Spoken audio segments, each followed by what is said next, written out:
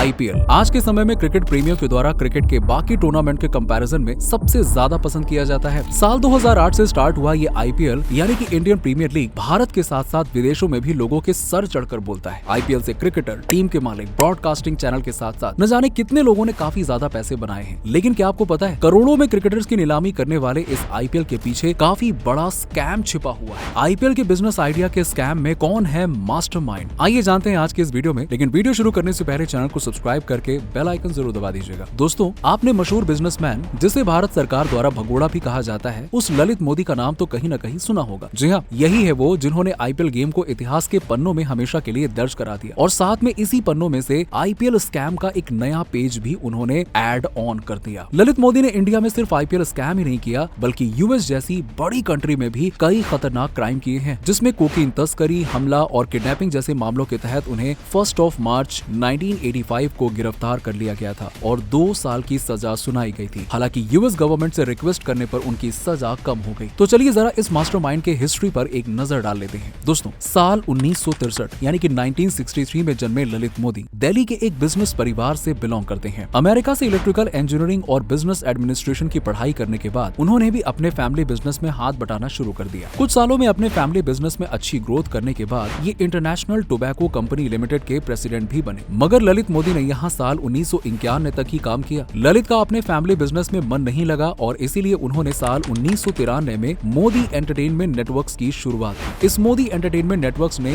Walt Disney pictures और fashion TV के साथ मिलकर लगभग 10 साल तक काम किया। लेकिन ललित मोदी के बेकार एटीट्यूड और वर्क में ट्रांसपेरेंसी नहीं होने की वजह से डिज्नी पिक्चर्स और फैशन टीवी ने उनके साथ आगे काम नहीं किया। ललित मोदी ने साल 2002 में केरल में एक सिस्को नामक ऑनलाइन लॉटरी बिजनेस की शुरुआत की, क्योंकि इसी साल गवर्नमेंट ने गैम्बलिंग को हरी झंडी दे दी थी। लेकिन यहाँ पर भी काफी लोगों ने मोदी पर पैसे हड़पने का इल्जाम लगाया, जिसके बाद केरल सरकार ने मोदी के सिक्सो कंपनी को ही बैन कर दिया। इस तरह से कुल मिलाकर वो इसमें भी फेल हो गए। बिजनेस के किसी भी फील्ड में ललित अपनी पारी लंबे समय के लिए तो नहीं खेल पाए, लेकिन फिर भी वो हर बार अपनी नई पारी खेलने का इंतजार करते। तब उन्होंने देखा कि इंडिया में लोगों के अंदर क्रिकेट का फीवर कुछ ज्यादा ही है, जिसका क्रेज टाइम टू टाइम बढ़ता ही जा रहा है। क्रिकेट के प्रति लोगों का इतना लगाव देखकर ललित मोदी ने यहाँ भी अपना बिजनेस माइंड चलाया और अमेरिका की तरह यहाँ भी क्रिकेट की प्राइवेट लीग बनाने की सोची और इस आइडिया को लेकर चल पड़े मोदी जी बीसीसीआई के दरवाजे पर। मगर बीसीसीआई ने उनका ये प्रस्ताव साफ तौर पर ठुकरा दिया। उस समय ललित मोदी को समझ में आ गया कि इंडिया में क्रिकेट के प्राइवेट लीग यानी कि आईपीएल को बनाना इतना आसान तो नहीं है। इसके लिए उन्हें बीसीसीआई के अंदर घुसना ही पड़ेगा। इस तरह आईपीएल को दिमाग में रखते हुए ललित मोदी ने पहले हिमाचल प्रदेश के क्रिकेट एसोसिएशन को ज्वाइन किया, लेकिन कुछ रीजंस की वजह से उन्हें अगले ही साल वहां से सस्पेंड कर दिया गया। फिर साल 2004 में ललित मोदी राजस्थान क्रिकेट एसोसिएशन के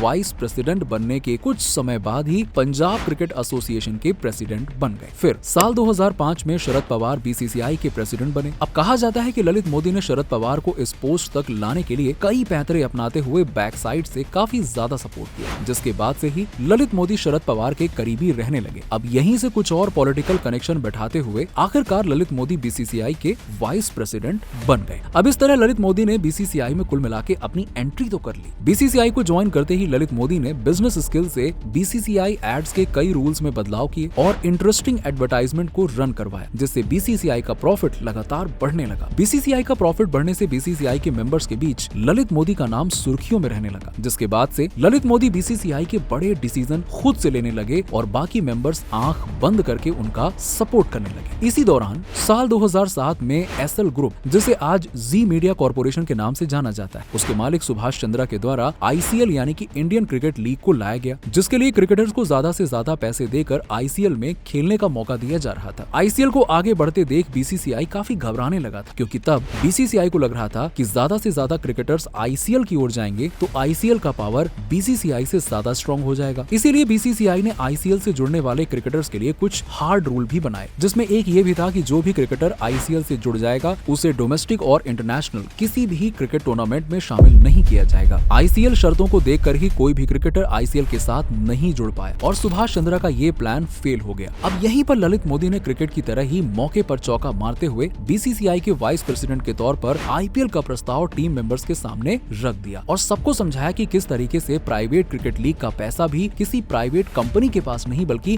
बीसीसीआई के पास ही आएगा। इस तरह बीसीसीआई के सभी बोर्ड मेंबर्स और शरद पवार के सपोर्ट से ललित मोदी ने आईसीएल यानी कि इंडियन क्रिकेट लीग की नींव पर ही आईपीएल यानी कि इंडियन प्रीमियर लीग की शुरुआत कर दी। दोस्तों पहले ही साल में आईपीएल ने काफी ज्यादा सुर्खियां बटोरी और साथ ही अच्छा खासा रेवेन्यू भी जनरेट कर लिया। इंडिया में अब एक नया सीजन शुरू हो चुका था जिसका नाम था आईपीएल सीजन। पूरा का पूरा हिंदुस्तान आईपीएल को एक त्योहार की तरह मना रहा था। आईपीएल के सक्सेस का पूरा फायदा बीसीसीआई को मिलने के बाद इसका सारा क्रेडिट ललित मोदी को मिला और रातों रात उन्हें एक सफल बिजनेसमैन का दर्जा प्राप्त हो गया। हर तरफ बस ललित मोदी की ही तारीफ हो रही थी कि वाह क्या बढ़िया काम किया इन्होंने, कितना बढ़िया आइडिया निकाला। लेकिन उस वक्त तक किसी को ये नहीं पता था कि डील में कुछ ऐसी शर्तें भी थी जिससे सिर्फ उनकी फैमिली को ही फायदा हो रहा था। यानी कि इतने बड़े क्रिकेट लीग को बनाने के पीछे ललित मोदी काफी बड़ा स्कैम पहले ही चालू कर चुके थे। दोस्तों दरअसल ललित मोदी ने राजस्थान रॉयल्स के फ्रेंचाइजी वैल्यू को बाकी टीम के कंपैरिजन में काफी कम रखा था और साथ में इसके मोस्टली स्टेक्स को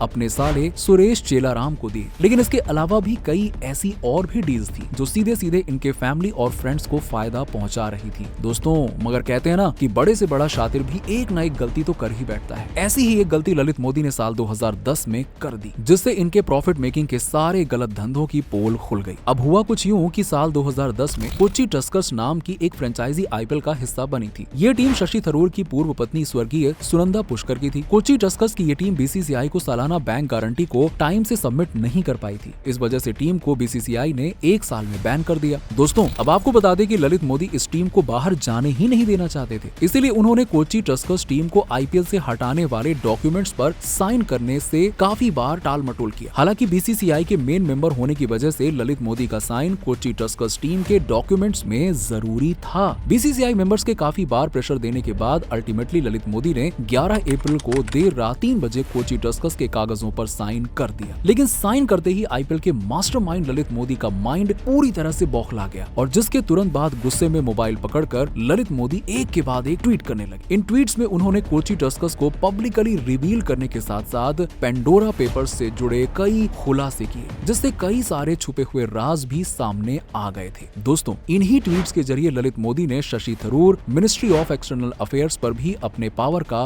गलत इस्तेमाल करने के इल्जाम लगाए जिसके जांच के बाद शशि थरूर को अपने पद से इस्तीफा देना ही पड़ा। साथ ही उन पर करप्शन के चार्जेस लग गए। अब शशि थरूर के दोषी ठहराए जाने के बाद जांच टीम की निगाह ललित मोदी पर भी पड़ गई। इस जांच के दौरान ललित मोदी के कई सारे इलीगल कारनामे सामने आए जिसके कारण ललित मोदी पर मनी लॉन्ड्रिंग के साथ साथ कई सारे केस दर्ज किए गए जिसमें सबसे बड़ा आईपीएल स्कैम था। अब आपको बता दें कि बीसीसीआई द्वारा साल 2008 में अगले 10 साल के लिए आईपीएल ब्रॉडकास्टिंग के लिए WSG यानी कि वर्ल्ड स्पोर्ट्स ग्रुप को ये दिया गया था। WSG ने इसे सोनी एंटरटेनमेंट को दे दिया। इससे बनने वाले काफी पैसे ललित मोदी के अकाउंट में डायरेक्ट पहुंचने लगे थे। बीसीसीआई के सामने ललित मोदी के सारे खुलासे हो जाने के बाद उनके सारे अधिकार वापस लेते हुए बीसीसीआई से ललित मोदी को पूरी तरह से बैन कर दिया गया। दोस्तों इन आरोपों के बाद ललित मोदी को अपने बचने का कोई रास्ता दिखाई नहीं पड़ा और उसने भारत छोड़कर लंदन भागने में ही अपनी भलाई समझी। हालांकि भारत ने भले ही उन्हें भगोड़ा साबित कर दिया हो, लेकिन इतने आरोपों के बाद भी ललित मोदी शान से लंदन के एक आलीशान घर में रहते हैं और भारत सरकार अब तक उनके आने का इंतजार कर रही है। तो दोस्तों ललित मोदी के आईपीएल स्कैम पर आपका क्या कहना है? कमेंट सेक्शन में कमेंट करके जरूर बताइए। वीडियो अच्छी लगी हो तो लाइक करें, शेयर करें और इसी तरह के और भी इंटरेस्टिंग वीडियो के लिए हमारे दीप शिक्षा चैनल को सब्सक्राइब जरूर कर लें।